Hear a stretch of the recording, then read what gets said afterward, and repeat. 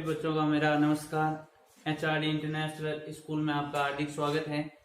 आज मैं आपके सामने एक प्रश्नावली लेकर आया हूं जो आपके हैं कक्षा 10वीं की जो प्रश्नावली 8 है वो आज से हम शुरू करेंगे। इस प्रश्नावली का प्रत्येक प्रश्न हम एक एक प्रश्न को हल करेंगे और सबसे पहले हम इस प्रश्नावली के बेसिक के बारे में जानेंगे और फिर हम प्रश्नों के बारे में बात करेंगे। सबसे पहले जो प्रश्नावली है आपके 8 जिसका नाम है ऊंचाई और दूरी, यानी जिसको हाइट एंड डिस्टेंस भी बोला जाता है इंग्लिश में, तो इसके बारे में हम चर्चा करेंगे। तो यानी इसमें आपके थीटा भी काम में आने वाला है और थीटा की सहायता से हमें ऊंचाई और दूरी ज्ञात करनी है और उसमें आपके एक और यानी एक समकोण त्रिभुज का भी उपयोग होता है। तो इसमें सबसे पहले समझते हैं। अब इसमें आपको इस प्रश्नावली में आपको पहली बात ये ध्यान में रखनी है कि जो भी प्रश्न आपके आएगा उसमें आपको क्या बनाना है, एक समकोण त्रिभुज बनाना। यानी जो ये प्रश्नावली है इसमें आपके समकोण त्रिभुज पर ही ये प्रश्नावली लागू होती है, अदर कोई भी त्रिभुज हो उस पर ये लागू नहीं। सबसे पहले हम चर्चा करते हैं समकोण त्रिभुज के बारे में।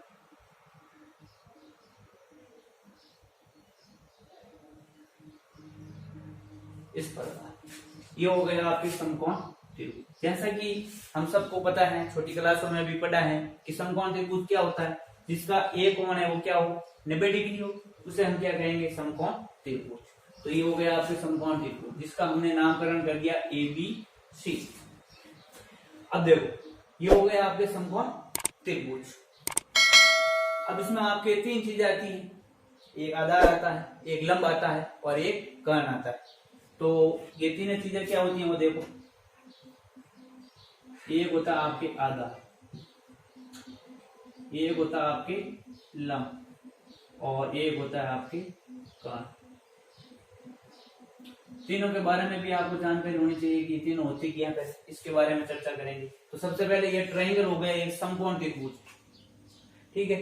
तो अब इसमें आपके आधार कौन सा है, लंब कौन सा है और कर्ण कौन सा है। सबसे पहले अगर हम कर्ण की बात करें तो त्रिभुज, समकोण त्रिभुज की जो सबसे बड़ी भुजा होती है वो हमारी क्या कहलाती है, कर्ण। या ऐसे ध्यान रख सकते हैं, जो 90 डिग्री के सामने वाली भुजा होती है वो हमेशा क्या होगी, आपके कर्ण। तो जो कर्ण होगी वो आपके क्या हो जाएगी, एस है वो क्या कहलाएगी, आपके कर्ण। लिख दो, यहाँ पे हो गया आपकी जो एस है वो क्या है, कर्ण, ठीक है। यानी दो तरीके से ध्यान रख सकते हैं। पहली चीज की जो समकोण त्रिभुज की सबसे बड़ी भुजा होती है वो होती है आपके कर्ण। दूसरी की जो 90 डिग्री के सामने बनी भुजा होती है वो हमेशा क्या होती है, आपके कर्ण होती। तो ये हो गया आपके कर्ण। अब बात बची आपके आधार और लंब। अब बाकी बची एक तो भुजा है हमारे पास AB, एक है BC। इन दोनों में ये दोनों हमारे पास भुजाएं हैं। अब इनमें से एक तो आधार है, एक लंब। तो आधार कौन सा है, आधार को हम अगर बात करें तो बेस भी बोला जाता है। तो जो ट्रायंगल जिस भुजा पर टिका हुआ होता है तो वो त्रिभुज आपके क्या होगा, वो यानी जिस भुजा पर टिका होता है वो क्या कहलाता है, आपकी आधार। यानी देखो ये जो ट्रायंगल है पूरा इस बेसिक भुजा पर आधार, तो ये जो BC है वो आपकी क्या आ जाएगी, क्या हो जाएगा, आधार। अब इससे भुजा कौन सी, अब तीसरी एक ही भुजा बची, तो कर्ण और आधार होगा कि ऑटोमेटिक क्या हो जाएगा, आपकी लंब।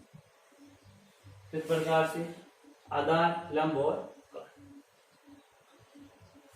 अब इसमें आपके आधार है वो हो जाएगा BC, लंब है वो हो जाएगा आपके AB। तो ये तीनों चीजें हो गई। अब इसमें आपके आपको एक प्रमेय भी ध्यान रखनी है जिसको बोलते हैं पाइथागोरस प्रमेय। तो वो प्रमेय भी क्या होती है वो ध्यान रखना, पाइथागोरस। जो होती है आपके कर्ण स्क्वायर बराबर होता है आपके आधार स्क्वायर प्लस लंब स्क्वायर।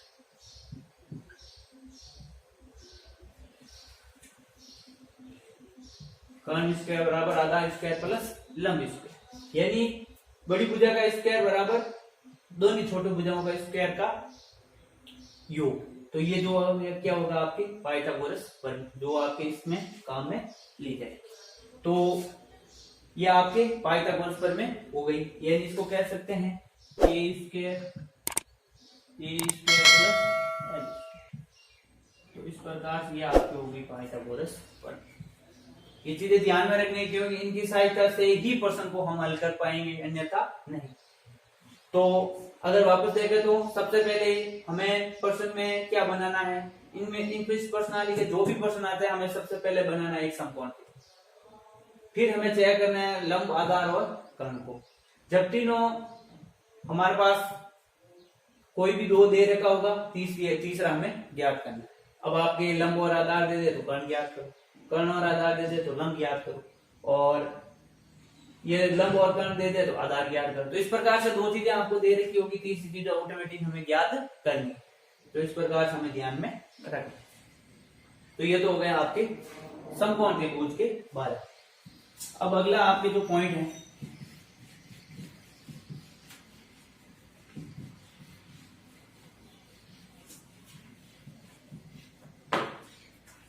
अब इसमें आपके चित्र बने हैं, तो उसमें उससे संबंधित थोड़ी बेसिक जानकारी ध्यान रखनी। एक है आपके दृष्टि रेखा, जैसे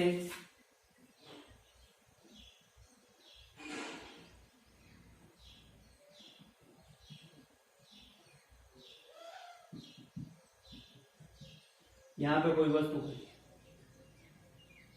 यहाँ कोई क्षैतिज रेखा है, यहाँ से कोई वस्तु, ये कोई वस्तु है, और यहाँ कोई प्रेक्षक है यानी देखने वाला, और ये हो गई आपके क्षैतिज रेखा।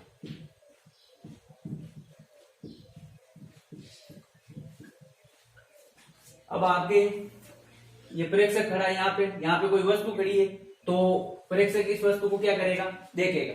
तो प्रेक्षक की आंख से जो वस्तु के मध्य की जो दूरी है वो क्या कहलाएगी, हमारी दृष्टि रेखा। क्या कहलाएगी, दृष्टि रेखा। तो ये हो गई आपकी दृष्टि रेखा। अब यदि मैं यहाँ पे खड़ा हूं, मैं इस मार्ग को देख रहा हूं, तो मेरी आंख और जो मार्ग के मध्य की जो दूरी है वो हमारी क्या कहलाएगी, दृष्टि रेखा। क्या कहलाएगी, दृष्टि रेखा। तो ये हो गई आपके दृष्टि रेखा। अब आपके इसमें दृष्टि रेखा के अलावा अब आपके एक आता है क्षैतिज कोण, एक आता है आपके उन्नयन कोण, एक आता है आपके अवनमन कोण। तो उन दोनों के बारे में आपको ध्यान में रखना है। तो दृष्टि रेखा के बाद आपके एक तो है आपके उन्नयन कोण, और एक है आपके अवनमन कोण।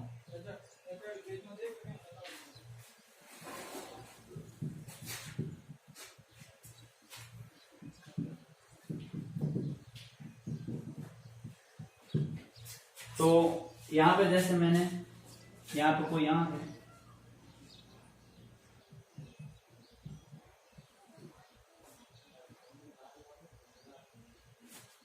यहाँ पे कोई वस्तु खड़ी है,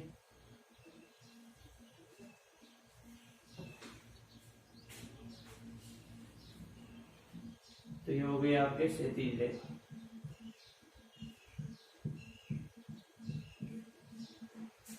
अब देखो, एक है आपके उन्नयन कोण, एक है अवनमन कोण। उन्नयन कोण किसे कहते हैं, जब वस्तु हमारे आंख से ऊपर हो तो दृष्टि रेखा और क्षैतिज रेखा के जो मध्य कोण बनेगा उसको हम क्या कहेंगे, उन्नयन कोण। जैसे यहाँ पे कोई प्रेक्षक खड़ा है, इस प्रेक्षक के आंख के ऊपर कोई वस्तु खड़ी है, अब ये प्रेक्षक इस वस्तु को देख रहा है, तो ये दृष्टि रेखा और इस क्षैतिज रेखा के मध्य क्या बनेगा, एक कोण बनेगा, और इस कोण को ही हम क्या कहेंगे, उन्नयन कोण।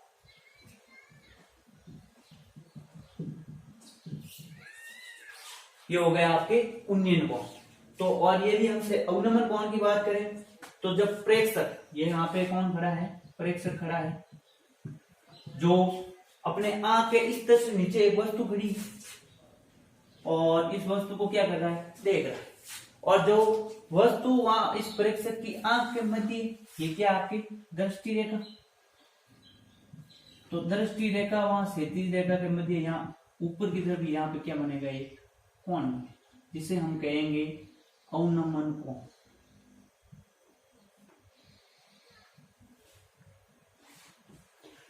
तो ये हो गए उन्नयन कोण और ये हो गए आपके अवनमन कोण।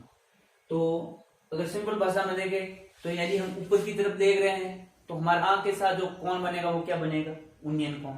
और यदि हम नीचे की तरफ देख रहे हैं, यानी आंख से नीचे की वस्तु को देख रहे हैं, तो उनके मध्य जो कोण बनेगा वो क्या बनेगा, आपके अवनमन।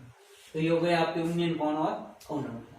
अब इसमें आपके अगला पॉइंट है आपके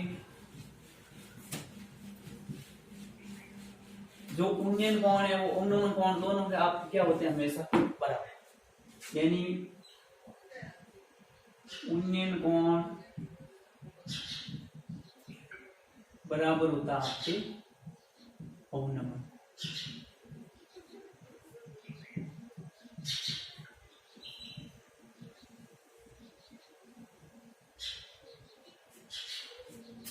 इस प्रकार से उन्नयन कोण बराबर अवनमन कोण कैसे होता है, तो देखो जैसे कोई समांतर यहाँ पे रेखा है, इनके मध्य आपकी तिर्यक रेखा आ गई, तो ये वाला कोण और जो ये वाला कोण, अब देखो ये जब आंख यहाँ थी, वस्तु नीचे थी, तो ये वाला कोण क्या था, आपके अवनमन कोण, और आंख यहाँ पे थी, वस्तु ऊपर थी, तो ये वाला जो कोण बन रहा था वो क्या बन रहा था, उन्नयन कोण। तो ये आपके उन्नयन कोण, ये अवनमन कोण। तो ये दो समांतर रेखा है, इनके मध्य ये एक तिर्यक रेखा है, तो कोण एक बराबर कोण दो होगा। कारण क्या होगा, एकांतर कोण। और एक नंबर कोण क्या था, आपके अवनमन कोण, और जो दो नंबर कोण है वो हो जाएगा आपके उन्नयन कोण। तो इस प्रकार से ये अवनमन और उन्नयन कोण आपस में आपके बराबर आता है। इस प्रकार से हमने इसको बराबर किया। आपको सिर्फ ये ध्यान रखना, उन्नयन कोण और अवनमन कोण आपस में क्या होता है, बराबर। अब कैसे, तो ये इस प्रकार से आपको ध्यान में रखना है।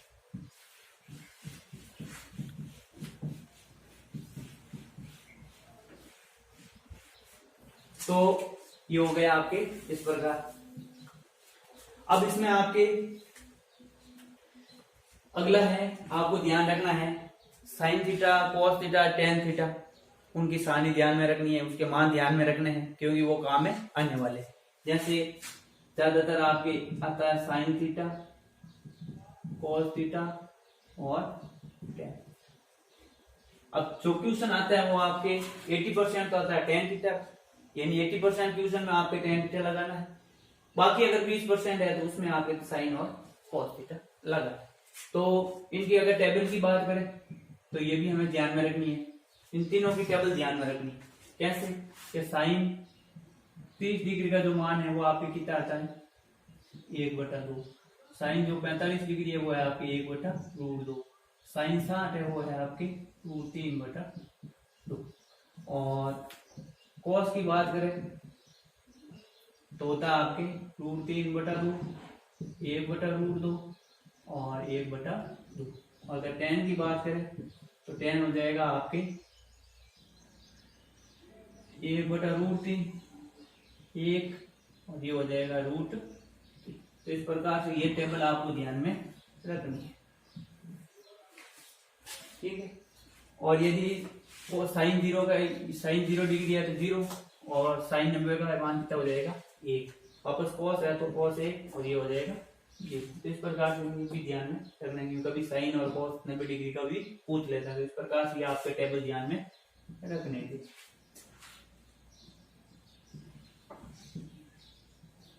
अगर ये चीजें आपको ध्यान में है तो आप प्रश्नों को आराम से कर सकते हैं। ज्यादातर आपको टेन थीटा के ये मान ध्यान में रखने।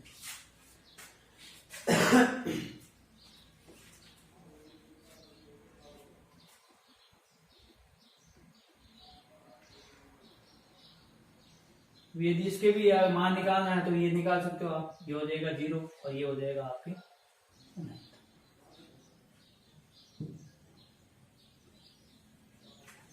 बस ये टेबल आपको ध्यान में रखना।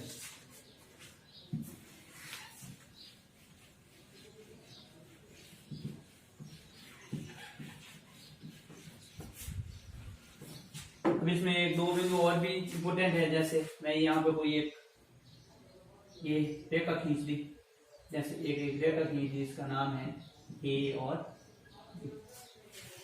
अब इसमें जो ये वाला सिरा है वो कहलाता है हमारा शीर्ष, और जो ये वाला सिरा कहलाता है पाद, यानी जिसको कहते हैं फुट पॉइंट। ठीक है, तो इस प्रकार से शीर्ष और फुट ये भी ध्यान में रखना है।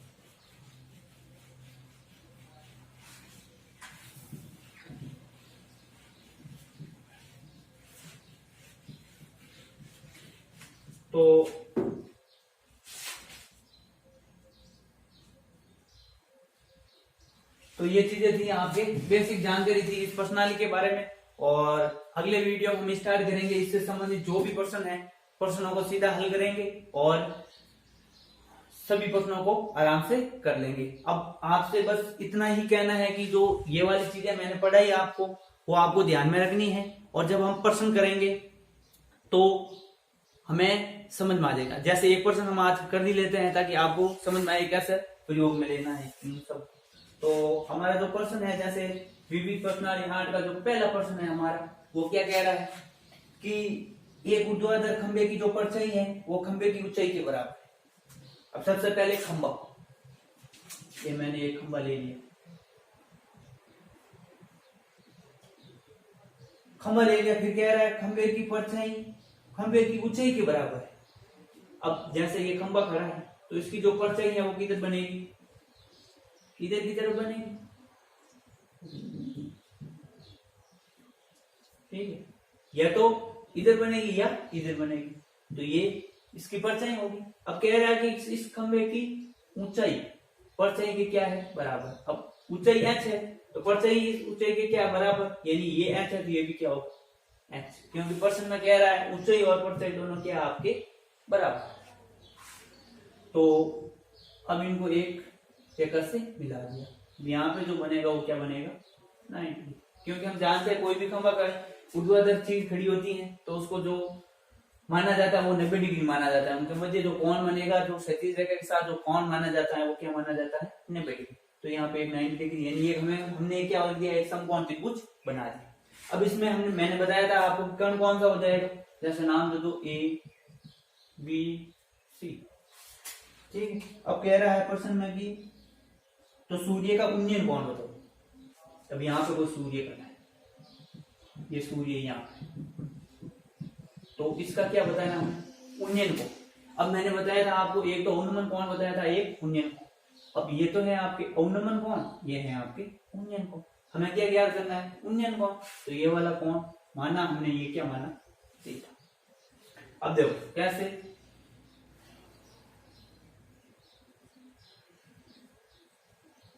माना सूर्य का उन्नयन कोण थीटा है। ठीक है, तो त्रिभुज समकोण त्रिभुज एबीसी।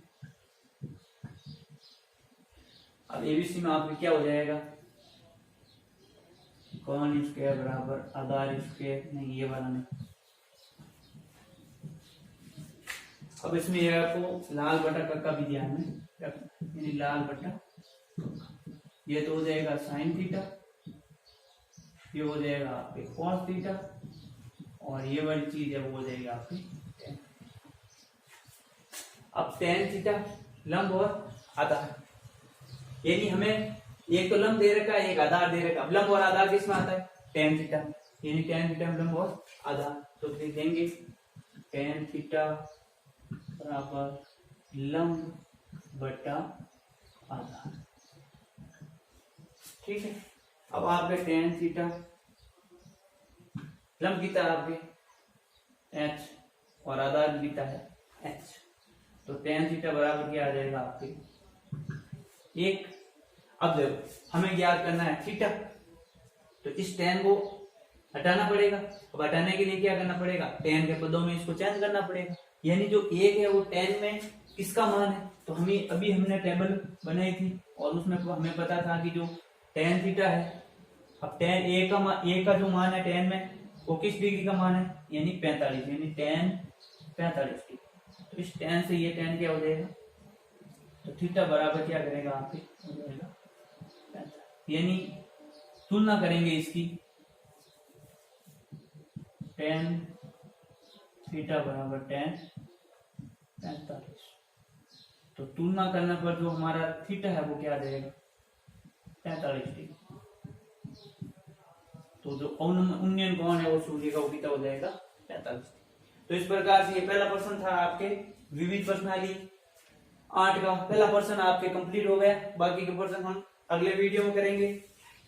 तब तक के लिए आपको इसको वापस रिवीजन करना है और पढ़ना है और अब पढ़ाई स्टार्ट कर देनी है, क्योंकि जो आपका टाइम टेबल है बच्ची जो गणित और जो सामाजिक है उनका जो एग्जाम है आपके जल्दी होने वाला है। तो उसको देखते हुए आपके ये सिलेबस में जो प्रश्नावली 8 की है उसका पहला प्रश्न हो चुका है, बाकी का प्रश्न अगले वीडियो में हो जाएगा।